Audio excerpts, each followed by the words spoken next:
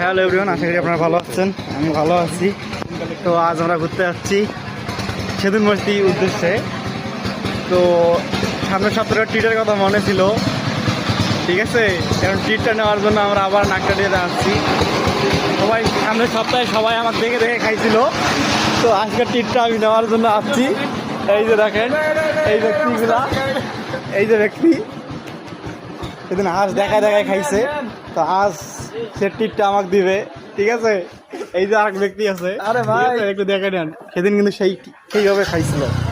তো আজকে দেখি কি খাওয়াই। আমার ছোটো ভাই আছে, সেদিন আসে নাই, আজকে ট্রিটটা দিবে, তো এই জন্য আসছি, ঠিক আছে। আমরা খাওয়া দাওয়া করে আবার সেদিন মতো যাবো।